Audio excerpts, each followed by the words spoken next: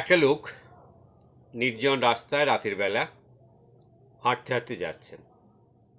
নিরিবিলি রাস্তা, একদম কোনো আওয়াজ শব্দ কিছুই নেই, জাস্ট উনি রাত্রিবেলায় ভ্রমণ করতে বেরিয়েছেন।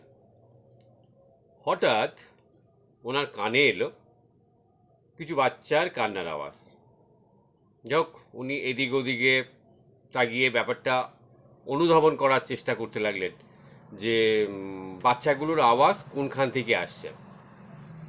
এবার অবশেষে তিনি দেখতে পেলেন যে একটা কুঁড়ে ঘর থেকে কিছু বাচ্চার কান্নার আওয়াজ তিনি শুনতে পেলেন।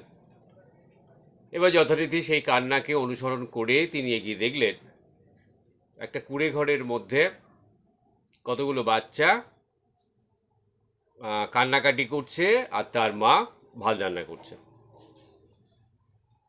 যাই হোক, এটা দেখে তিনি ঘরের ভিতরে প্রবেশ করলেন যে বাচ্চাগুলো কেন কাঁদছে জানার জন্য। তিনি ঘরের ভিতরে গিয়ে দেখলেন যে তার মা কিছু একটা রান্না করছেন, কিন্তু হাঁড়িতে শুধুমাত্র জল ফুটছে।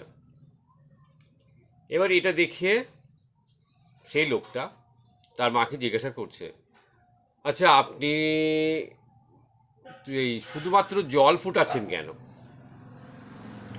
তখন মা সেই লোকটাকে জানায় যে বাড়িতে এতটুকু খাবার নেই।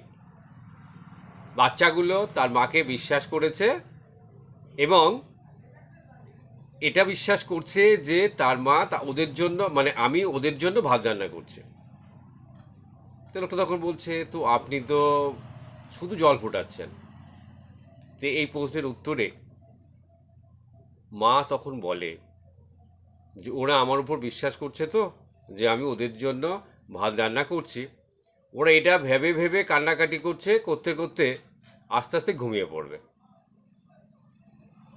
ওরা খিদের কথা ভুলে যাবে। মায়ের এই কথাটা শুনে যে লোকটা ওদের ঘরে গেছিল তার দু চোখ জলে ভরে গেল। তখন তিনি তৎক্ষণাৎ বাড়িতে গেলেন এবং ওই বাচ্চাগুলো বা ওই পরিবারটার জন্য কিছু খাবারের ব্যবস্থা করে দিলেন এবং কথা দিলেন ভবিষ্যতেও তাদেরকে এভাবে তিনি সাহায্য করবেন।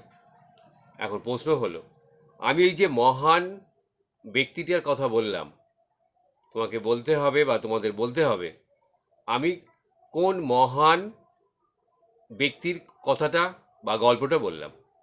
ধন্যবাদ।